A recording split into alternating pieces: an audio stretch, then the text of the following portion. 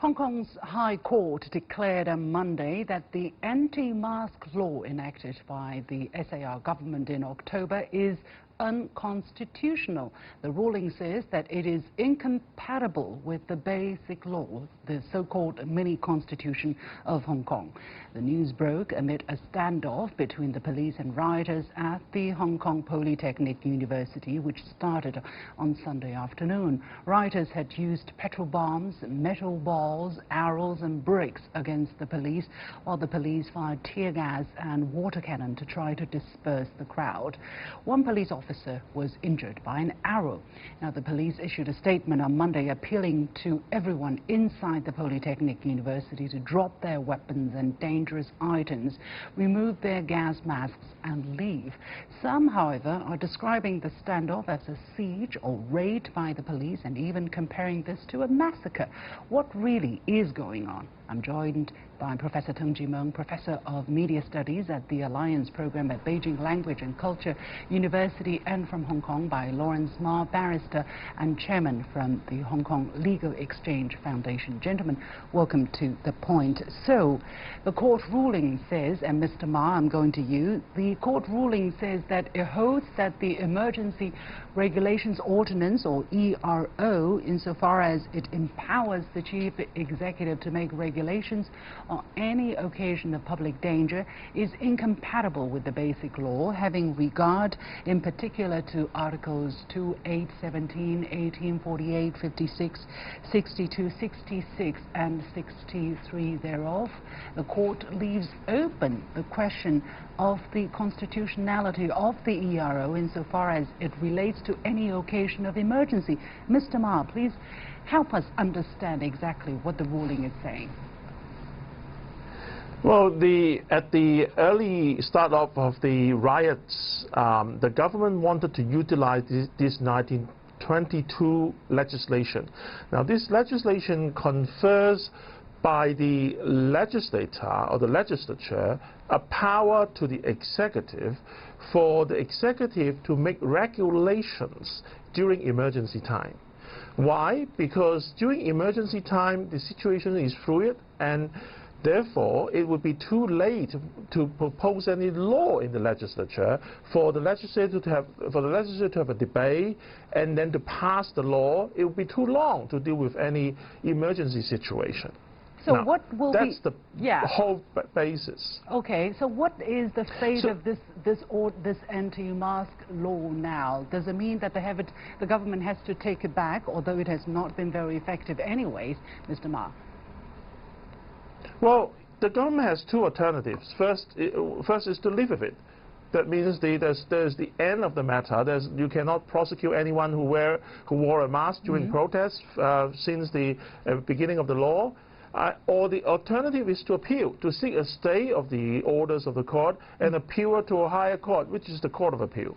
Yeah, so what do you think the government is likely to do? And what, more importantly, will this ruling, this initial ruling, how will it impact the situation on the ground, namely the standoff that is ongoing between police and young rioters on the campuses? Well, the further ramification of this ruling is that Hong Kong government will be left with no legal weapon to deal with any emergency situations that endangers public security. So this situation now, there's no local law now in Hong Kong that allows the government to have any emergency power to deal with any current turmoil. So basically, Professor Teng, let me ask you then, what do you think is going to be the impact on the situation? Does that further embolden the people who are breaking the law on the streets of Hong Kong, especially on the campuses of Hong Kong, now that the government has been ruled, their act has been ruled unconstitutional?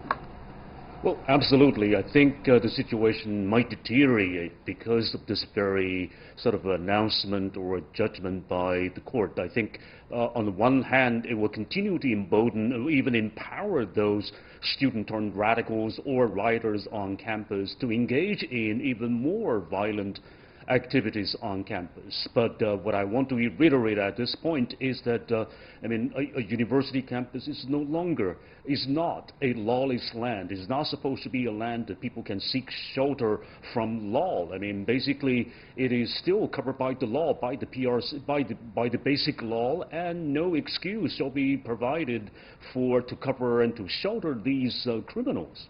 Mr. Ma, last week we talked about it, but I want to ask you again.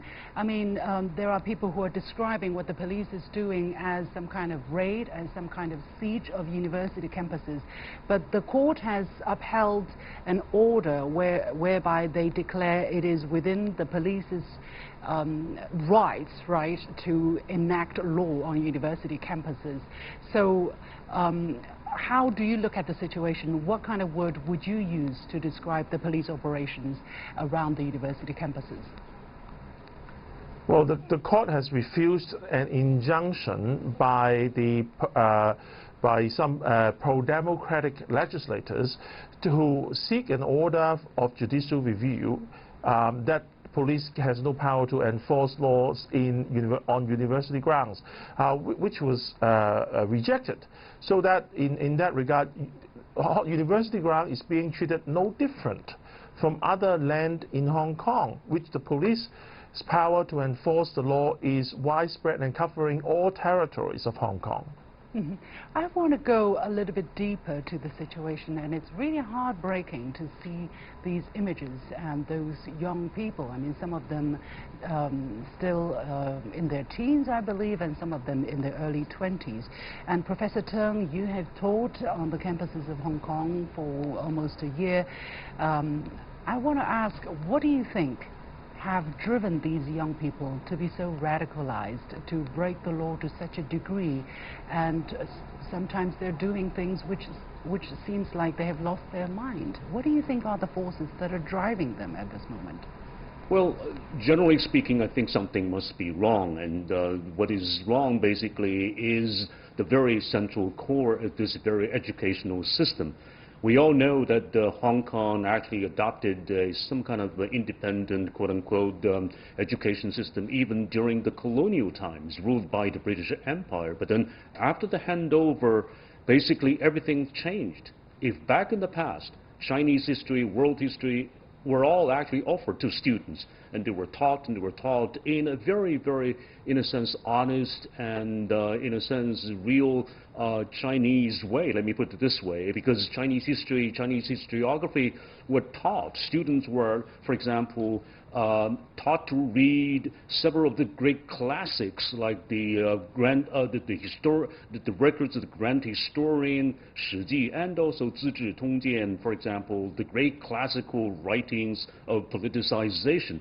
All these are actually classics being taught on campus. It is supposed to be Chinese historiography. It was part of our heritage. It's taught in beautiful classical Chinese language. It's part of our DNA already. I mean, if you look at, for example, education before 1997, 90% of the Hong Kong residents are actually thinking that they are Chinese. But then after the handover, the situation seems to be collapsing. Because they were not compulsively taught their own history, right? History of China. And Mr. Ma, what is your take on the situation? Of course, not from a legal perspective, but your observation of what are the forces that have driven these young people to this far? Are they really doing this because they have been pushed without a choice, that they have been angered or cornered so that they are taking up some kind of self-defense, or are they being used as some kind of political tools by the people who have, you know, political goals to reach, or something else? What is your take on the situation? Well, the democracy has been very much so fantasized by by the Western media. There has been a constant smearing of the Communist Party regime and any government regime in the mainland China by a Hong Kong local newspaper, and also by a lot of Western medias who want to launch a propaganda against the Chinese Communist regime, so that Hong Kong is a place where that the Western media and anti-communist regime has found its root here, and those newspapers has been over time and years have been inculcating ideas into the youth that that China is no good, that communists are bad people. How come? I mean, Hong Kong has been back to Chinese rule after since 20 years. How come nothing was done to this? Were there not enough force, not enough effectiveness from the central government side, from the Chinese people's side, to counter that kind of bad influence, Mr. Ma?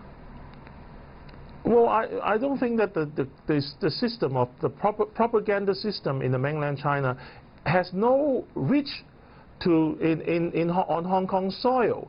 Hong Kong still has a very independent press. Hong Kong has a freedom of expression, which you can say whatever things you want to say.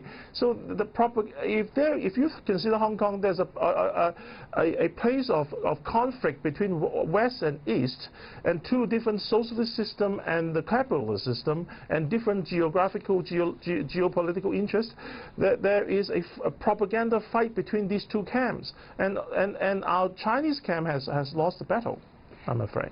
Professor Teng, your take on the situation. Has the Chinese side lost the battle in this ideological conflict, on this media tug of war between the liberalists and the Chinese way of thinking? Yeah, sure. I mean, but I don't think and it is supposed to be... And the young students are being kind of victims in this fight. Yeah, I mean, they are basically, to me, the victims of this very propaganda, perhaps brainwashing. I don't think that China failed. Mainland Chinese see propaganda, or basically our news, our education failed. But I think the Western media and also the so-called democracy system out there in Hong Kong really ruled out. They have been very, very selective in picking what to teach and what to disseminate in a society who claim itself as a civil society with free press and freedom of expression and that sort of thing. And so, in a sense, they should open up to more in terms of